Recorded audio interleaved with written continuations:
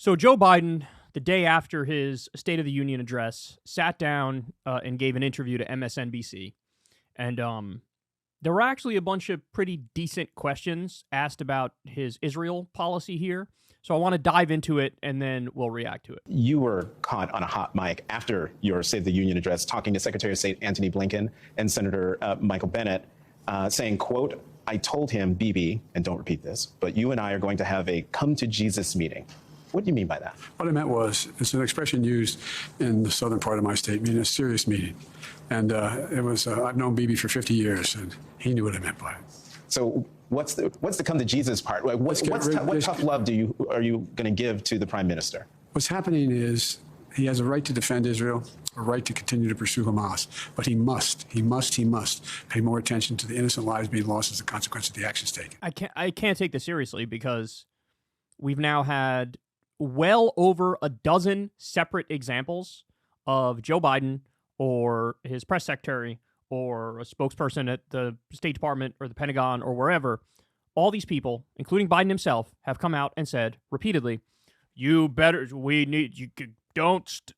focus on getting Hamas and not the civilians. We must be more careful, lower the civilian. We have to make sure that we do that. They've already done it over a dozen times, and nothing has ever changed. If anything, it's gotten worse and worse and worse. And by the way, if you want to do this whole thing, you can go after Hamas, you can defend yourselves, but you can't go after the civilians. Then how are you still sitting there as Israel has implemented a total siege? They stopped all food, fuel, water, electricity, and it's been that way for over 150 days. And you're still out there pretending, you gotta be more targeted. Well, step one would be, you better stop that fucking siege immediately, you absolute psychopath. And you didn't do it. It's over 150 days. They're still doing it. So how can I take what you say seriously on this? It's all PR ass covering. I want to make it look like I'm not with him. I'm not with him. He's extreme. But functionally, your policies are a total green light. Guys, at the end of the day, if you take anything away from this segment, it's this. The policies matter. I don't care about your words. Is it better that you wag your finger and say civilian deaths are bad than if you didn't do that? Yes, that's better. But it doesn't count for much when the actual policy is a green light. In my view, he's hurting Israel more than helping Israel by making the rest of the world, it's contrary to what Israel stands for. And I think it's a big mistake. So I want to see a ceasefire. And I'm starting with a major exchange of prisoners for a 6-week period. We're going into Ramadan. It should be nothing happening. And we should build off of that ceasefire. 6 weeks. This is their big, and he said this in the State of the Union speech, we need a ceasefire for 6 weeks. Well, what's going on right now is an ethnic cleansing and a genocide. If you say we need a ceasefire for 6 weeks, what you're saying is after that 6 weeks, go right back to your ethnic cleansing and your genocide. Why should anybody take that seriously? Why should anybody take that seriously? I've spoken with the majority of the Arab leaders from Saudi Arabia to Egypt to Jordan. They're all prepared to fully recognize Israel and begin to rebuild the region. And that's the focus. What comes after Gaza? What's next? It's a tough decision, but there's a lot that can be done. On the ceasefire, it is Saturday. The holy month of Ramadan starts on Monday. Is it possible that a ceasefire deal could be reached in time for Ramadan to start? I'm a CIA director in that region right this minute, still talking about it. I think it's always possible. I never give up on that. What is your red line with Prime Minister Netanyahu? Do you have a red line? For instance, would invasion of Rafah, which you have urged him not to do, would that be a red line? It is a red line, but I'm never going to leave Israel. In the midst of your answer saying it's a red line if he invades Rafah, you say it's actually not a red line because I'm never going to abandon Israel. Do you realize how insane that is? We're looking at a situation where 14,000 children have been murdered, where 35,000 civilians have been murdered, where 2 million people are now homeless and displaced out of 2.3 million.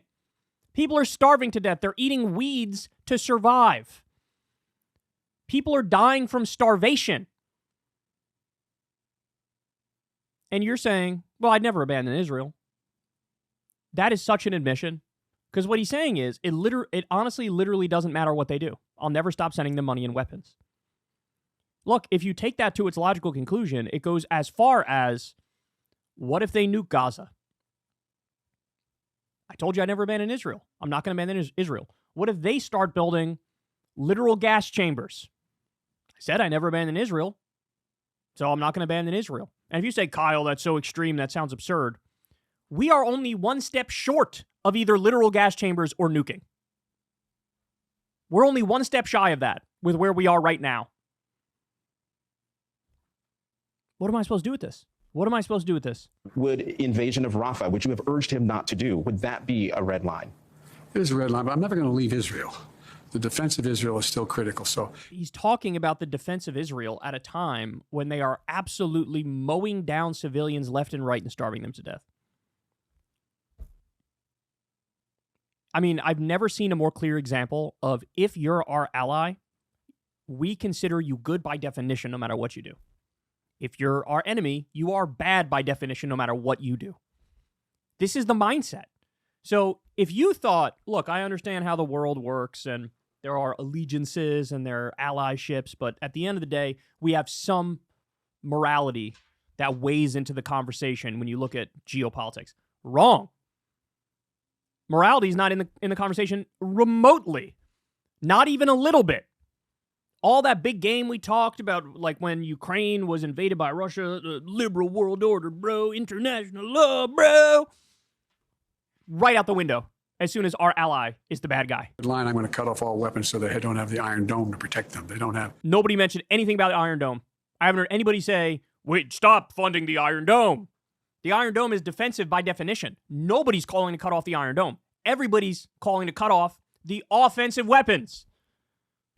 Red lines that if he crosses them, he cannot have 30,000 more Palestinians dead. Think about what he just said. You cannot have 30,000 more Palestinians dead. That first 30,000, it's on the house. It's unfortunate, but it is what it is.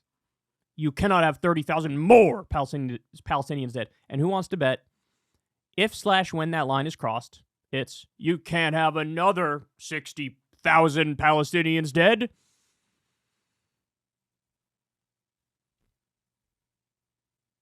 Just morally repugnant. This is what we're watching. Morally repugnant.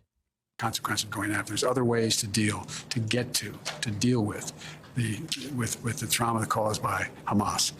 The idea that anybody still brings up this notion that, like, well, it's a hunt for Hamas, bro. If you actually believe that, you are the biggest moron on the planet. The idea that it's a hunt for Hamas. How dumb does somebody have to be at this late date to look at everything that's happened and say, yeah, it's a hunt for Hamas? So either he's lying or he's the dumbest motherfucker on the planet. I don't know which it is. I'll leave that up to you guys to determine. It's like, look, the first time I went over, I sat with them and I sat with a war cabinet. I said, look, don't make the mistake America made. America made a mistake. We went after bin Laden until we got him. But we shouldn't have gone into Ukraine. I mean, we shouldn't have gone into the whole thing in Iraq and Afghanistan. It wasn't necessary. It wasn't necessary. It just caused more problems in the race than it's cured. Who actually wants a deal? Do you think Hamas actually wants a ceasefire? Well, I think Hamas would like a total ceasefire across the board because they would see they have a better chance to survive and maybe rebuild. But that's not what I think. The vast majority of people think. You have to look. After what happened in World War II and the carpet bombing that took place, what happened was we ended up in a situation where we changed the rules of the game, our constitutional legitimate rules of war, and they should be abided by. But they're not. And they haven't been for over 150 days. And you're not doing dick about it. You're doing nothing. You're supporting it. You're arming it. You're funding it. I can't. Some have suggested you should go back to Israel and address the Knesset, the Israeli parliament. Is that something you would do? Yes. Would that have to be at the invitation of the prime minister, or could that be at the invitation of the president? I'd rather not discuss it more. Does that mean that has been discussed, the possibility of going back to Israel and addressing the Knesset? Okay. Let's talk about the temporary pier that you announced during your State of the Union address to get supplies into Gaza. It's going to take 60 days to get that constructed? What more are you doing in the absence of cooperation from Netanyahu and a bill from Congress to get supplies into Gaza, more humanitarian aid into Gaza? Everything we can. We're pressuring Israel to open up access in the north from Israel. He said we're doing everything we can to get more humanitarian aid in. Guys, when Israel was bombing Lebanon, Ronald Reagan picked up the phone and called the prime minister and said, "Sir, you're committing a Holocaust. You have to cut this off." Within 20 minutes, they stopped the bombing. George H.W. Bush conditioned $10 billion in loan guarantees to Israel on the condition that they freeze settlement expansion. You know what happened? They froze settlement expansion. When a U.S. president, in no uncertain terms, made clear privately to the prime minister, to the state of Israel, we're done here. You know what happens? Every time they heal. Every time they bend the knee. Here's Joe Biden being as weak can be. And honestly, I don't think it's actual weakness. I just think he's fine with what Israel's doing. So you get this show in public, "Oh, please stop, you're going too far, don't do that, don't do that. Here's more money, here's more weapons, go ahead and do it." And the idea you've done everything to allow in aid, literally one phone call from Joe Biden saying, you block any more aid, all your money, all your weapons are done. We're not going to support you with our veto at the UN, and we'll sanction your punk ass. One phone call saying that, all the aid gets let in. All of it. Literally all of it. We're also doing airdrops. I know several people were killed with airdrop. There's a way to avoid that in the future. We're working with our Arab friends. It's just quickly brushing over. Yeah, we killed some people with our humanitarian airdrops. We'll avoid that in the future. Figure out how much we can get in. Everything, look, this is a desperate situation. Food, medicine, everything needed. They're badly needed, and it's needed now. You're heading to Michigan, where on the campaign trail, probably in the next few days, where more than 100,000 people voted uncommitted in the primary to protest your handling of the situation in Gaza. Some have said they will never vote for you. One told Charles Blow of the New York Times, and I'm quoting, "As bad as Mr. Trump's rhetoric was and him putting a travel ban on 5 Muslim countries, he wasn't overseeing and actively arming a genocide." Those are tough words. What's your response to that widely shared sentiment? It's not widely shared. You guys make judgments you're not capable of making. There was a poll that found 50% of Biden's 2020 voters say this is a genocide. And then an even higher percentage said it might be a genocide. So the idea it's not a widely shared sentiment is preposterous. It is a massively, colossally, humongous, widely perceived sentiment. There's no denying that, but he's trying to deny it. God, this is pathetic. That is a widely shared sentiment, whether or not you like it. Actively arming a genocide. Those are tough words. What's your response to that widely shared sentiment? It's not widely shared. You guys make judgments you're not capable of making. Notice how indignant he's getting now? Because there's a legit criticism being made? Not what all those people said. What they said was they're very upset, and I don't blame them for being upset. There's families there. There are people who are dying. They want something done about it. And they're saying, Joe, do something. Do something. But the idea that they all think it's genocide is just not, that's a different situation. Look, I can fully understand, can't you? You have a family member there, families that come from a family that is still isolated there and may be victimized. It's understandable they feel that way. This is really interesting because the way he talks about it, he seems to believe that the only way you can be really critical over him on this issue is if you have family there.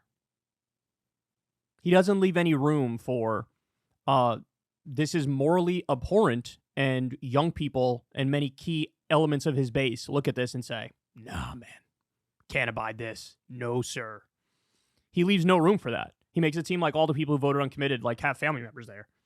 Some of them do, but the overwhelming majority are just disgusted by what you're facilitating.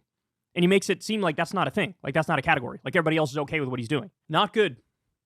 Not good. Even with him attempting to soften his language, attempting to be more conciliatory, you still have every single red flag imaginable.